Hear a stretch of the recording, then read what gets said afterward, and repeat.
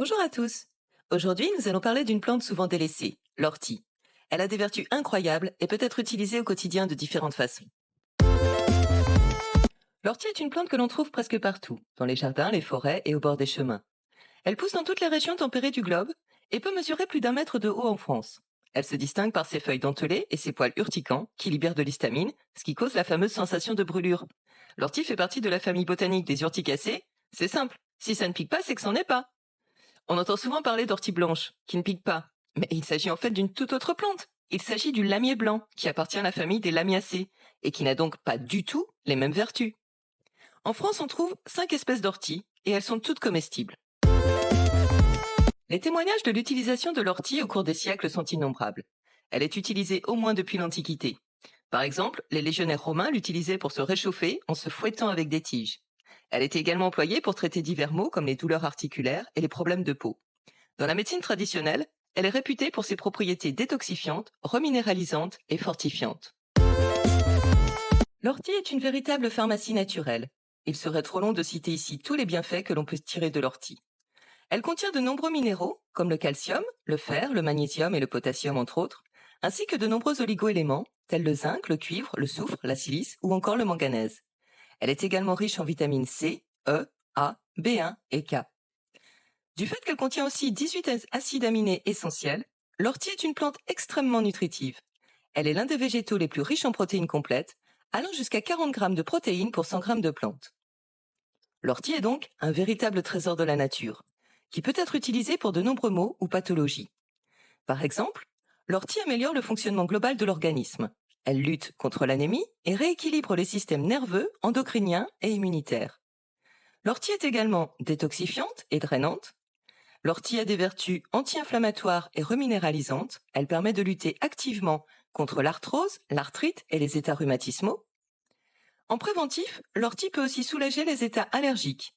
Enfin, l'ortie a aussi des propriétés antibactériennes et virulicides, ce qui en fait une excellente plante à consommer en hiver quand notre système immunitaire est mis à l'épreuve. On peut consommer l'ortie sous forme d'infusion, en préparation culinaire, ou encore en compléments alimentaires sous forme de poudre ou de gélules commercialisées. L'ortie est délicieuse en cuisine, dès lors qu'on s'habitue à son goût un peu fort et sauvage. Elle peut aisément remplacer les épinards dans n'importe quelle préparation. La soupe à l'ortie est sans doute la recette la plus connue, mais on peut aussi l'utiliser dans des infusions, des pains, des pestos, en accompagnement, dans des jus, en liqueur, en confiture. L'imagination est notre seule limite avec l'ortie. En plus de sa saveur unique, elle apporte une grande richesse nutritionnelle à n'importe quel plat. Pour récolter des orties, je vous conseille de porter des gants en cuir ou des gants de jardinage suffisamment épais pour éviter les piqûres. En général, pour l'usage culinaire, on prélève les sommités de la plante, c'est-à-dire les 4-5 feuilles situées au haut de la plante, qui sont plus tendres et plus riches en nutriments. Toutefois, on utilise la totalité de la plante pour les autres usages. Il faut bien évidemment récolter loin des zones polluées. Une fois récoltées, il vous faudra éplucher et laver les orties, en évitant de les laisser tremper trop longtemps dans l'eau afin de conserver leurs vitamines. Par éplucher les orties, j'entends couper les feuilles avec des ciseaux au niveau de la tige, car les tiges d'ortie sont si fibreuses qu'elles rendent immangeable toute préparation culinaire. On peut cependant conserver les tiges pour en faire une infusion par exemple. Pour les sortir de l'eau, j'utilise un écumoire, puis je les essore dans une essoreuse à salade. Les orties sont alors prêtes à être cuisinées. Les utilisations de l'ortie ne se limitent pas à la cuisine et à la médecine.